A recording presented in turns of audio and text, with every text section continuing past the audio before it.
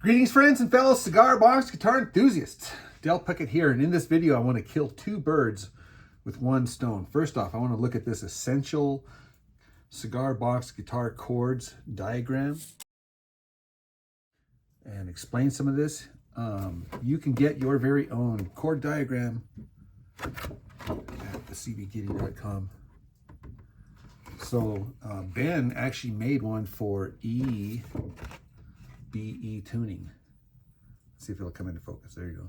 Check it out. EBE tuning. So tune your guitar up to EBE, and we're going to go through this, through these chords. Now, on the back of this thing, and you can actually get this poster at cbgitty.com here. It talks about, it explains everything here, has diagrams, and a lot of good information here. And I'm going to read you this statement right here. What does it say right there?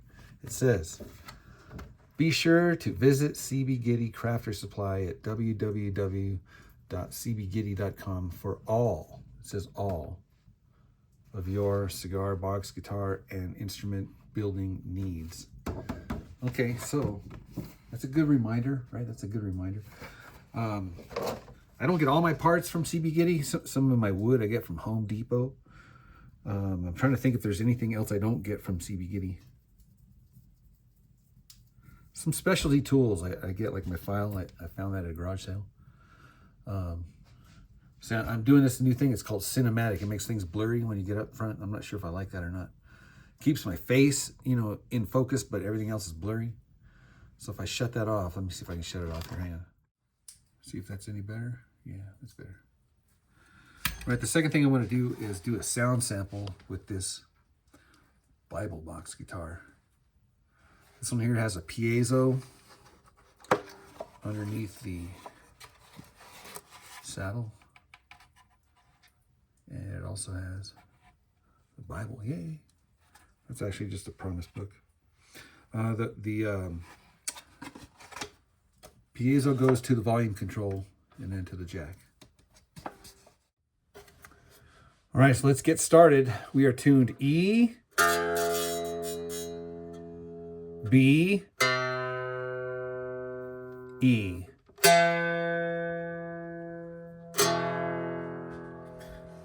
Okay, so the first one on this diagram is just your index finger here at the 4th fret. That's E. Of course, everybody knows the open, that's E also. And you can also put this on the bass string, same thing on the 4th fret, just that note. Or you're going to curve your finger, right, so that you don't touch any other strings, just that note. It's like an inversion of an E.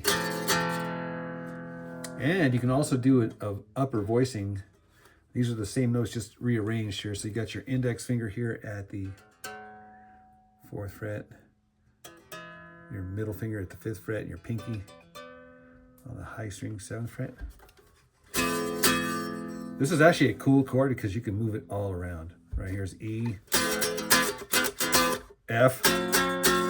I'm sorry, am I doing that right here? Yeah, this is an inversion. G, A. But I like to invert it this way. This way is right side up for me. My index finger here is on the high string, 4th fret. My middle finger is still on the 5th fret, middle string, and my pinky now is on the bass string, 7th fret. This is the one that is probably my most useful chord here, because there's D, E, F, G, A, B, whatever. So it's a movable chord, so that's good. Okay, so the next chord is called the E7 chord, and that's just one finger on the middle string at the 3rd fret. This is the E7 chord.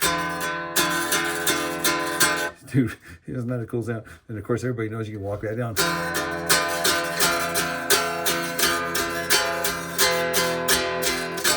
So that's E7. So that would be like E6, whatever. E flat 6, E5. So that's E7. You can also do an E7 by putting this finger here, which is, again, these chords are so cool because watch what you can do here. That's just called an E7 chord. The root is in the bass. Then you got the 3 and the flat 7. The flat 7 and the 3. Get all funky.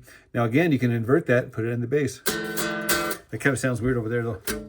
Maybe if you like palm mute it. That's the basis of my Hendrix chord here. I just flat this guy on the bottom and it's Hendrix.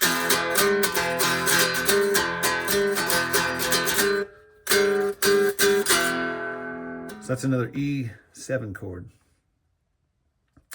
Then you have F sharp, which is just a bar here at the 2nd fret. F sharp minor by putting your pinky here on the high string on the 5th fret. So that's a good, cool minor chord. And again, this chord here, you can move it around anywhere.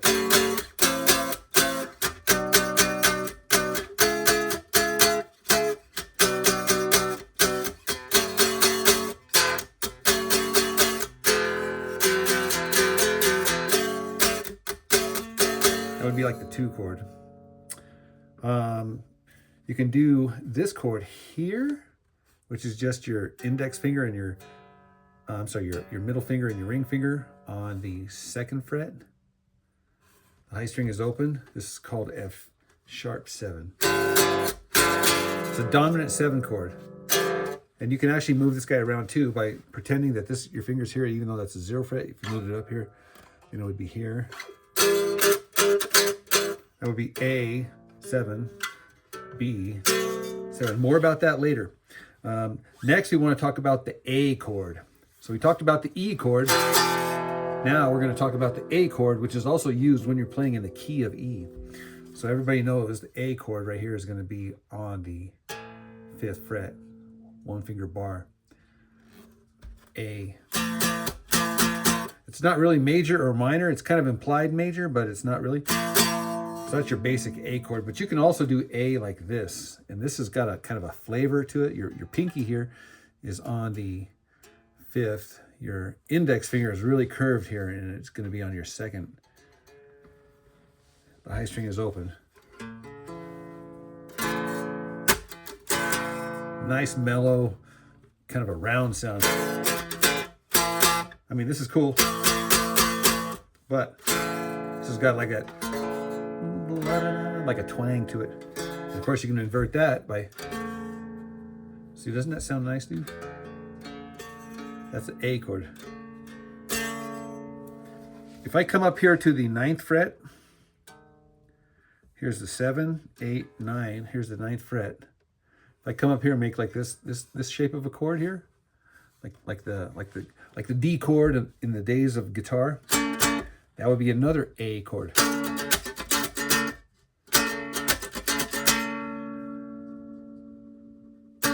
Let's see here. Let's talk about this A7 chord.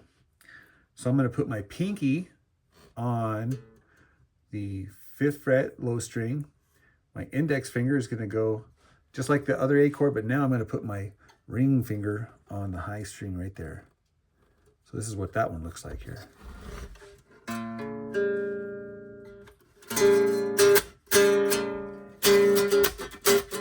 And again, you can move this one around too. This is A7. Here's B7. A7. B7. Of course, C7. D7. E7. So this is a cool chord that you can move around here. Moving right along. Here's another famous B chord. It's just the index finger on the 1st string, 2nd fret, middle string's open, and your middle finger is the same note on the high string. It's a B chord.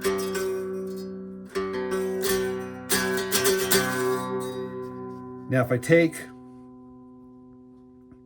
let's see here, I'm reading this diagram, guys, and I don't have my reading glasses.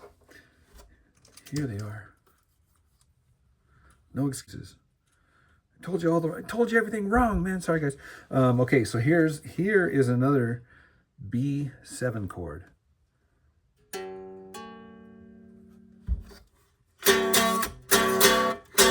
I never use that chord. Maybe I should start using it, huh? Let's see. This is the inversion of it, right? B7, that's kind of got a little bit of a nice sound to it here. See this little mark here? This little mark, that means sharp. I don't know if you can see that. C sharp. That means it's one note up from C.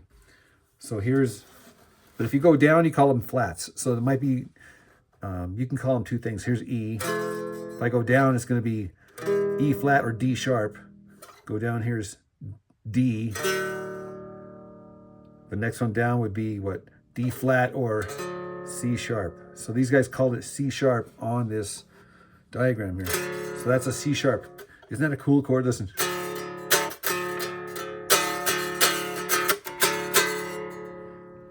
C sharp minor would be here.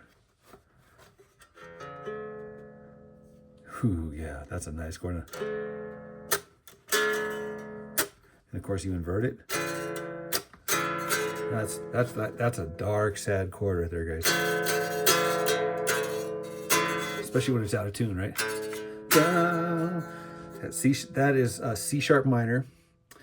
And the last but not least, we already talked about this, is just the D chord, right?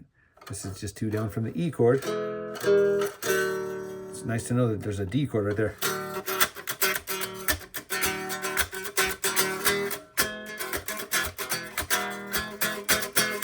Dude, yeah, so it even talks about movable chords, mirror chords. That's just a nice way of saying like inverted chords. Power chords, that's it, right? And it's got all the grips on how to correctly grip them here on the back. So, guys, go to cbgitty.com. Be sure to use my affiliate link in the description and my promo code for discounts and all that stuff. But no, seriously, guys, while you're there, peruse the channel, man. Surf it. Just like you would be amazed at the things that if you just explore over there, you're gonna find. You're gonna get all sorts of creative ideas and stuff like that. So that's it, guys, for this video. I hope you enjoyed the sound coming from this Bible box. I know I sure did, and hopefully you find some of those chords useful. That's it. See you in the next video. Cheers.